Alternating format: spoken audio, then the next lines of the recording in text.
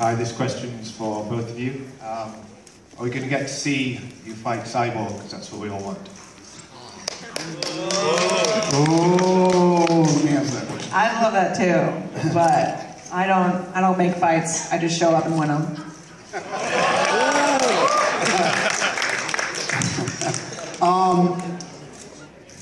It's a complicated question. Yes, I know Ronda wants that fight.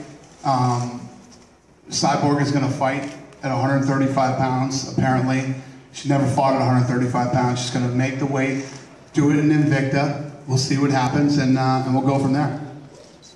All right. She does want this fight. I know a lot of people talk a lot of shit like she doesn't, but she does. So we'll see what happens.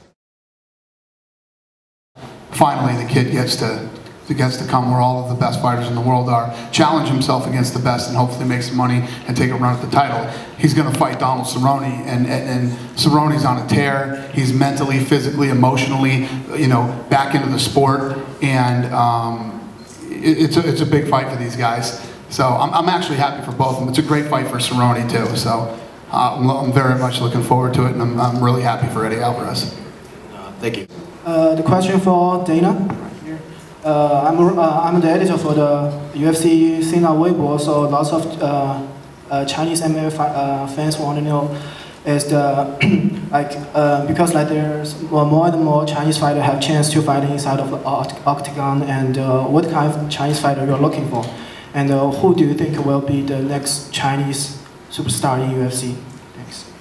It's hard to tell, but every time we go into a new market, we put on an event, we start to create more awareness, educate more people about it. More and more people start to train in mixed martial arts. The thing about a place like this country, there's so many people. There's so many people here. Martial arts started in China, and God only knows. I mean, God only knows who's out there and how talented they are. All these young people that will start to come up and start training in mixed martial arts. But the one thing that we do know is we have a track record. We've seen it happen everywhere. We saw it happen in the United States. We saw it happen in Canada. We saw it happen in Brazil, England, all throughout Europe. The Middle East now is getting into mixed martial arts. Australia, Japan, Korea. China will follow, and there's 1 billion people here. There's going to be some seriously talented people that come out of this area, and I'm looking forward to it. But it's not going to happen overnight. It's a process. It takes time, and we're invested, and we're going to keep working it here. What's your opinion on Holly Holm, Ronda? I'm so excited that Holly Holm got signed. Whoop! These chairs are not conducive to heels. But yeah, she's someone that I've had an eye on for a while. I think that she's a really exciting fighter. You don't see women that are world championship boxers knocking people out with head kicks very often. And I think that she's not just great for a title fight. She's great for the whole division and giving the women some real legitimacy. And I couldn't be happier about her joining the company.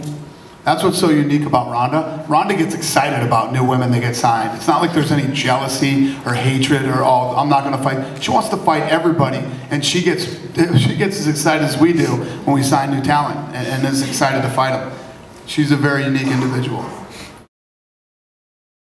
We've talked about super fights in the past, and they, for one reason or another, didn't happen. And when we talk super fights, let's talk about what super fight means. If you have the George St. Pierre versus the Anderson Silva, if you have the Anderson Silva versus the John Jones guys, the guys who have had the titles almost cleaned out an entire division. Any super fights that we're looking at right now, in my opinion, would be like a Anthony Pettis versus Jose Aldo. Even though Pettis has been injured for a while and hasn't defended the title again. He beat Ben Henderson, who was a guy who had annihilated that whole division. He beat him, and he beat him easily. And Jose Aldo and Pettis have been talking about moving back and forth to take each other's belts. So really, right now, that's the only one I can think of that would be a super fight, unless you look at like a Cormier, who's been out there forever in the heavyweight division and has beat a lot of guys and is now fighting at light heavyweight, has beat a bunch of guys and now will fight Jones. So when there is a super fight to be made, I hope to make it. Good. I want GSP and John Jones. GSP and Johnson. That's a stretch there, my friend. There's a bit of a weight difference between those guys. That's not a super fight. That's a stupid fight. But I love them too. Yeah. What did George St. Pierre do to you that you want to get him killed? He weighs 170 pounds. The other guy walks around at like 230. He's a French. All right, no matchmaker job for you, my friend. And for Did you say he's French? We'll do one more. You got one more? One more. All right, my man. Right here at the end. Just a quick question about Conor McGregor. How many fights do you think he's away from a title fight? Well, the whole Conor McGregor thing, you know, obviously a super talented guy, great charisma, you know, huge following in Ireland and other, you know, the United States and wherever. His big fight's coming up. Poirier is the real deal. This kid is a veteran. He's tough. He's fought a lot of good guys. He's been out there for a long time. If Conor McGregor can beat Poirier, it really shows you where he's at, what level he is, and where he sits in the rankings. A win over Poirier, and who knows what's next for that kid. It definitely legitimizes all the Conor McGregor hype and all the excitement about the kid. This next fight's gonna tell everything.